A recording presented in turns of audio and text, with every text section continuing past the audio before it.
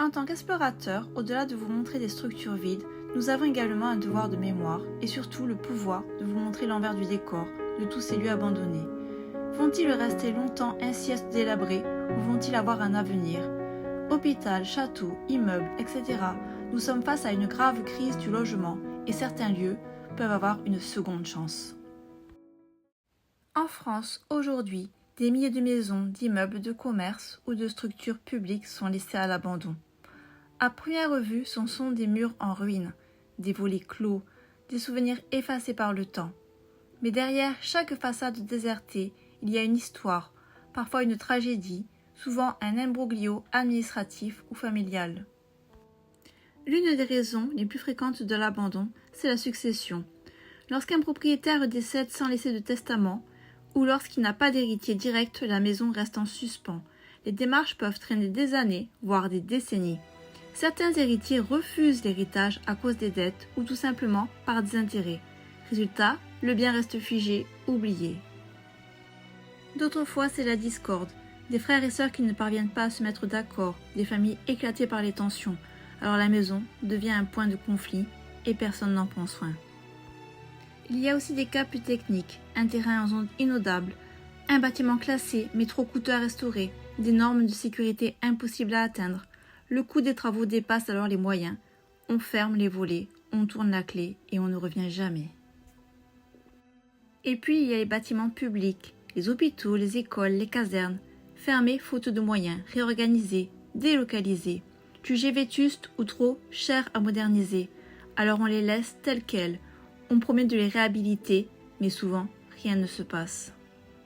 Enfin, certains lieux sont devenus des vestiges d'échecs économiques, des commerces qui ont fait faillite, des hôtels désertés, des projets immobiliers stoppés net, parfois à cause de litiges, parfois à cause de crises.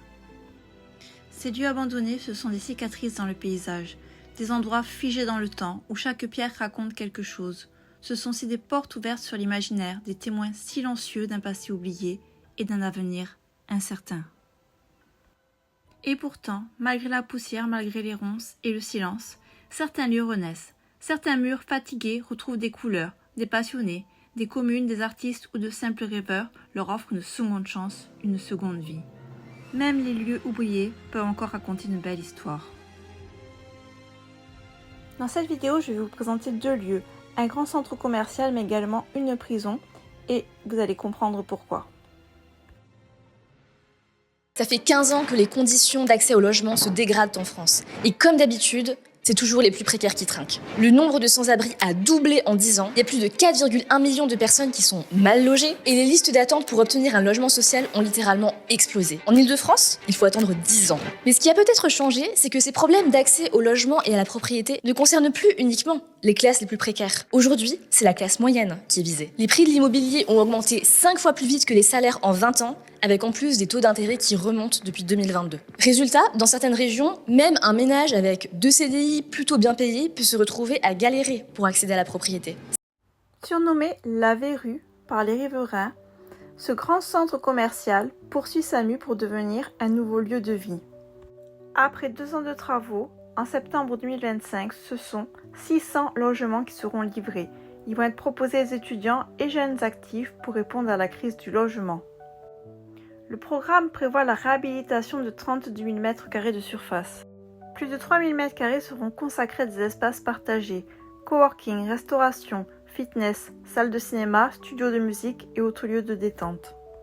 Après, moi ce qui me gêne un peu, c'est le prix de location d'un studio. Il faudra quand même pouvoir débourser 1 000 € par mois, ce qui est une somme énorme pour une toute petite surface finalement. Donc je me demande à qui va profiter tout ça.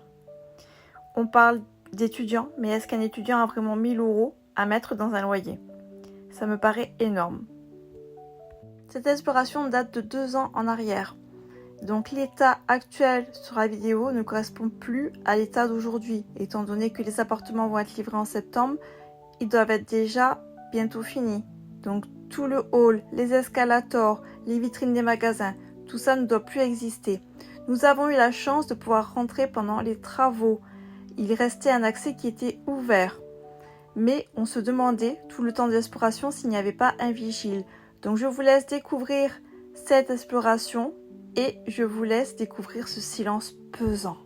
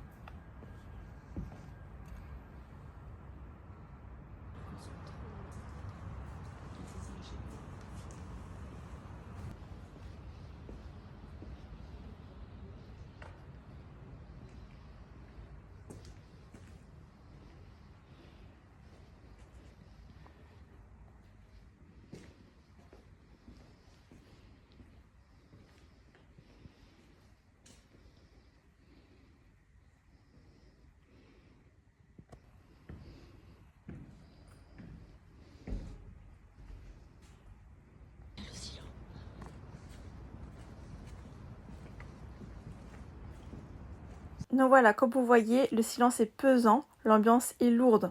C'est un grand bâtiment, très large, où tout résonne. Donc le moindre bruit, vous avez vu quand à un moment donné une barrière tombe, ça fait un bruit, un vacarme incroyable. Donc s'il y avait un vigile, on avait peur qu'il nous entende. Mais tout s'est bien passé et nous avons eu la chance d'explorer un lieu qui était incroyable. Parce que c'est vraiment très très rare d'en trouver des centres commerciaux comme celui-là. Voilà pour le supermarché, maintenant je vous présente une prison. Bien. Ouais, pourvu que tu le gardes parce que.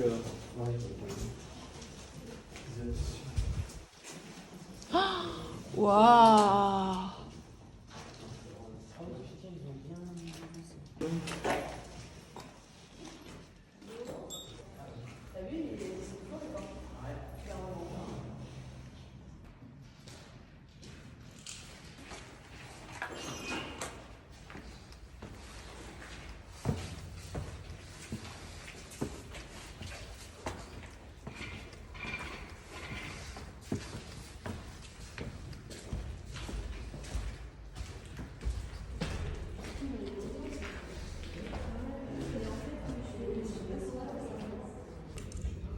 C'est pas mal écrit en plus. C'est l'heure et l'autre. La minute, elle est restée de croire.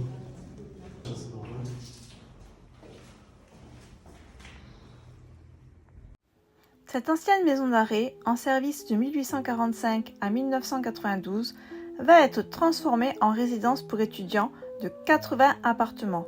Les loyers oscilleront entre 500 et 700 € par mois, donc seront un peu plus abordables que dans le centre commercial.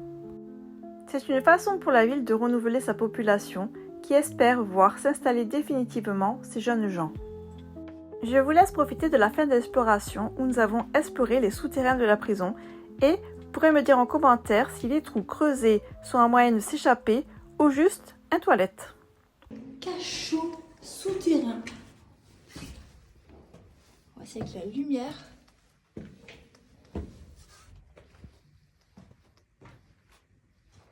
Voilà. Donc ça, c'était les prisonniers les moins sages qui étaient mis ici. Ah, une tentative d'évasion. Peut-être un WC creusé. Voilà la porte de la prison. Voilà, donc où étaient les détenus.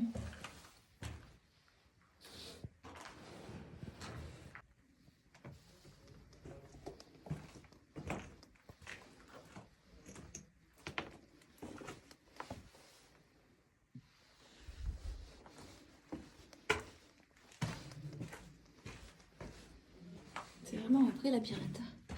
Voilà les amis, la vidéo touche à sa fin. Donc vous l'aurez compris, la crise du logement, ce ne sont pas seulement pour les gens qui n'ont pas d'argent. On peut travailler et être assez pauvre, entre guillemets, pour ne pas pouvoir se loger en France. Alors je dis pas que le problème n'est pas mondial, mais en tout cas en France, il y a une grosse crise du logement. Il faut savoir que depuis quelques années, les taux de crédit ont monté. Ils sont très hauts. et ils ont du mal à redescendre. Les gens ont du mal à accéder à la propriété, donc forcément ça augmente le prix des loyers. Donc ça peut être votre grand-père, ça peut être vos enfants plus tard, ça peut être n'importe qui est seul, qui travaille, qui est en couple. N'importe qui peut être confronté à ce problème de logement. Mais aussi le problème c'est qu'il n'y a pas de logement. Parce que si on en est là aujourd'hui, si on fait cette vidéo, c'est pour dénoncer qu'il y a beaucoup de lieux vides, mais qui ne seront peut-être jamais habités. Comme je vous l'ai dit, il y a des problèmes de succession, des problèmes graves, des problèmes administratifs. Alors là, je parle pour les petites maisons individuelles, mais il y a aussi les grosses structures comme les hôpitaux par exemple qui pourraient être réaménagés, réhabilités. Mais c'est des gros frais, c'est souvent des bâtiments très anciens, vétustes, avec de l'amiante. Et aussi, il faut pouvoir les racheter, avoir un projet derrière, avoir des banques qui suivent. C'est très compliqué. Donc en France, on est vraiment coincé administrativement, vraiment, de partout.